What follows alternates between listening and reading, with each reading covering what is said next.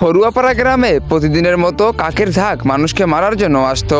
কাকের আওয়াজ শুনে লোকেরা দ্রুত নিজেদের বাড়ির দিকে ছুটছিল। কারো কারো পা ভয়ে কাঁপছিল, তো কারো শরীর থেকে ঘাম ঝরছিল। কিন্তু একজন মানুষ তখনও কাকের দিকে তাকিয়ে বাইরে দাঁড়িয়েছিল।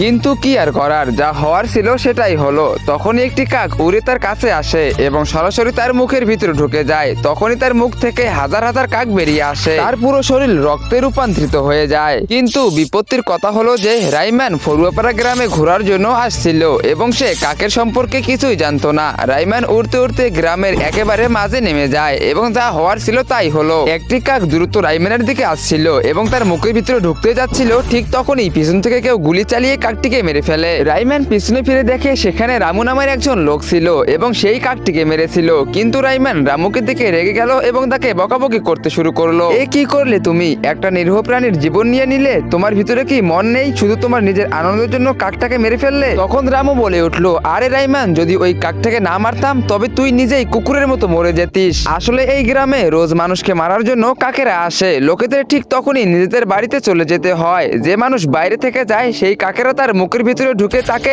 ছিন্ন ভিন্ন করে দেয়। এই কথা শুনে রাইমানের গা কাটা দিয়ে উঠলো এবং সে ফিসফিস করে বলল, কিন্তু এই কাকেরা আসে কোথা থেকে আর কেনই বা আসে? তখন রামু বলল, এই কাকেরা তো পাশের শুকনো জঙ্গলে একটি কুয়ো থেকে এখানে আসে। কেন আসে কে জানে, আমাদের জীবনটা তো নরক হয়ে গেছে। তো বন্ধুরা, এরপরে কি হয়েছিল? রাইমান কি পারবে সেই কাকেদের সমাপ্ত করে দিতে, নাকি রাইমানও সেই কাকেদের হাতে মরে যাবে? তোমরা সেটা দেখতে পারবে পার্ট 2 তে। পার্ট 2 দেখতে চাইলে ভিডিওতে লাইক করে চ্যানেলটাকে সাবস্ক্রাইব করে দাও আর কমেন্টে পার্ট 2 লেখো। এবং টিকটক ফেসবুক থেকে দেখে থাকলে অবশ্যই ফলো করে রাখো।